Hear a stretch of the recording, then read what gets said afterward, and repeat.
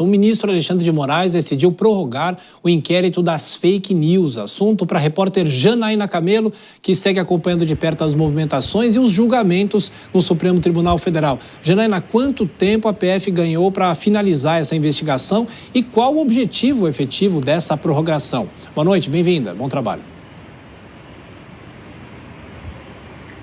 Muito boa noite, Thiago. Bom trabalho para você também. Olha só, mais 6 meses. Mais 6 meses foi o prazo a mais, né, que o ministro Alexandre de Moraes deu para o inquérito sobre as fake news. E o ministro, ele quer, Thiago, nessa decisão aí de mais 6 meses, ele disse que quer aprofundar as investigações sobre o chamado Gabinete do Ódio.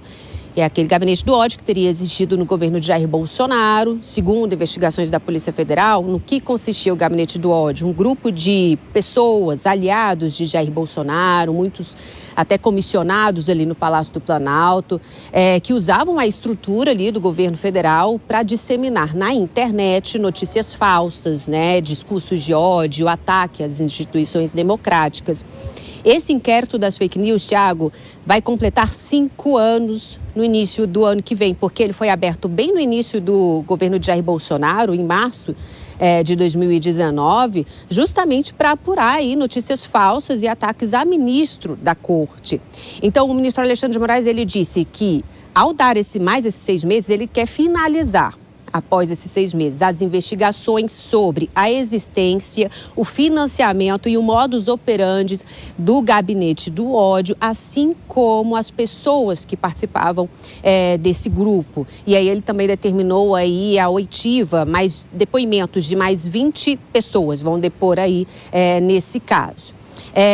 O ministro também disse que nesse período ele quer concluir todas as análises aí de provas, de evidências que foram obtidas em quebra de sigilo fiscal e bancário dos envolvidos e aí finalizar todas as diligências da Polícia Federal. Tiago, na semana passada, só para lembrar, o presidente do STF, o ministro Luiz Roberto Barroso, ele chegou a comentar sobre a demora, né, no andamento aí das investigações no inquérito das fake news. Ele disse que essa demora se deve aí a fatos que foram se multiplicando ao longo do tempo. E ele disse que após a Procuradoria-Geral da República receber todo esse material, enviar denúncia para o STF, ainda vai ter muita água para rolar debaixo dessa ponte. Foram as palavras que o ministro disse, porque vão ser abertas inúmeras ações penais. E aí ele previu aí, ele nesse momento foi numa conversa com jornalistas e ele disse que o STF prevê aí um mar agitado, nas palavras dele, no próximo ano com relação ao inquérito das fake news. Thiago. Pois é, a discussão ainda no Supremo. Janaína Camelo de Brasília, até daqui a pouco, mais um giro com os nossos comentaristas. Começo agora com o Nelson Kobayashi para falar sobre o lado jurídico dessa discussão. Toda vez a gente pergunta, não é, Kobayashi, será que esse inquérito vai ser concluído? E o ministro Alexandre de Moraes vai dando mais prazo, vai ampliando e agora tem um ano inteirinho para a gente dizer que está correndo 2025, né, Kobayashi? Pois é, sabe que essa é uma das grandes críticas que recaem sobre o Supremo Tribunal Federal, é justamente a maneira como é tocada essa investigação, esse inquérito, porque é um inquérito aberto primeiro de ofício, com designação de relator pelo então presidente da Corte, que já é uma exceção legal, que tem amparo na lei, mas que ao longo do tempo foi abarcando fatos supervenientes e que, segundo boa parte dos juristas, aí isso não estaria previsto, não estaria amparado pela legislação. Mais do que isso, fatos supervenientes e desconexos juridicamente. Fatos que aconteceram depois e que deveriam ser objeto de novos inquéritos, com novos relatores sorteados dentro da composição do Supremo Tribunal Federal, aqueles que envolvem pessoas com foro prerrogativo de função. Aqueles outros que não têm o foro privilegiado deveriam ser objeto de investigação em inquéritos tocados por juízes das primeiras instâncias, né, seja da Justiça Federal nos crimes federais ou da Justiça Comum nos crimes comuns. Mas é algo que vem acontecendo desde 2019 e que tem um amparo não só do ministro relator, mas de toda a Corte, que valida a cada vez que há essa prorrogação, a continuidade do inquérito das fake news, que depois se tornou o inquérito das joias, que depois se tornou o inquérito das vacinas, do inquérito do 8 de janeiro, inquérito da tentativa de golpe e de tudo que vem acontecendo desde 2019.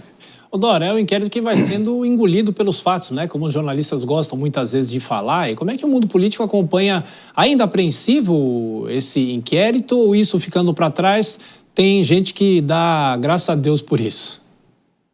Não, sem dúvida, acompanho com apreensão, porque na hora que isso terminar, que essas investigações terminarem, e é bom dizer que o ministro Alexandre de Moraes não acordou e resolveu pedir. Foi a Polícia Federal que viu necessidade de ser apurado. E a gente viu pelo relatório que saiu, relatório sobre a tentativa de golpe, como a coisa precisa ser bem construída e bem contada, senão não para em pé. Mas também tem o seguinte: por que a apreensão? Porque o que se diz, o que se imagina, o que se espera é que a Procuradoria-Geral lá na frente, no ano que vem, interligue todos esses inquéritos para que uma coisa tenha a ver com a outra. Atestado de vacina, venda de joias, gabinete do ódio, produção de fake news, tentativa de golpe, e é por isso que eu te digo, Tiago, sempre falei aqui que essa expectativa de que os inquéritos, essa coisa vai estar julgada no ano que vem, é absolutamente fora de propósito, porque é óbvio que não vai estar, né? Porque são só na tentativa de golpe são 37 indiciados, não sei se todos eles serão réus, né? Mas de qualquer maneira se prevê que essa denúncia seja realmente apresentada e que lá na frente haja aí sim, digamos assim, uma macro interligação. Não sei se é isso que vai acontecer, é isso que se diz que pode acontecer.